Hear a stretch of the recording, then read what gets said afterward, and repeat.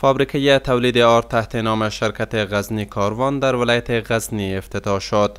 مسئولین این فابریکه میگویند که این فابریکه بیش از 40 میلیون افغانی هزینه برداشته که در 24 ساعت قابلیت تولید 150 تن آرد را دارا می باشد.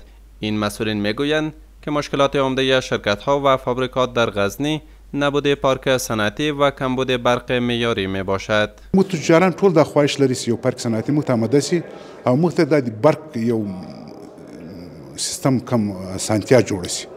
موږ ته اوس پیلن برق سته د پوښوروس کې ماته اوس 15 ساعت برق راکوي. 15 ساعت د کارګر ته ماش جنور کم کارګر فابریکه وچلوم څه وکړم.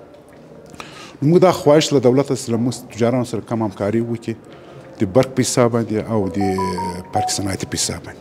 از سوی هم جوانانی که در این فابریکه مصروف کار هستند از اینکه زمینه کار برایشان مساعد شده است خوشحالند و از تجاران میخواهند که در کشور سرمایه گذاری کنند. ډیر خوښ یو چې په غزنی په بازار کې یو میل جوړ شوی دی وړو او موږ کار کوو له خارج رامونی دلته به ان شاء الله موږ ډیر کلیوال او ډیر خلک کار کوي. ډیر خوشاله چې دا یو فابریکه د غزنی په ولایت کې فعاله شوې ده او ډیر ځوانان چې نور خارجي هیوادو ته ځي او ولایت ته په لارې کې څه مشکلات پیښ کېږي نو د دې په کار مصروفه شي.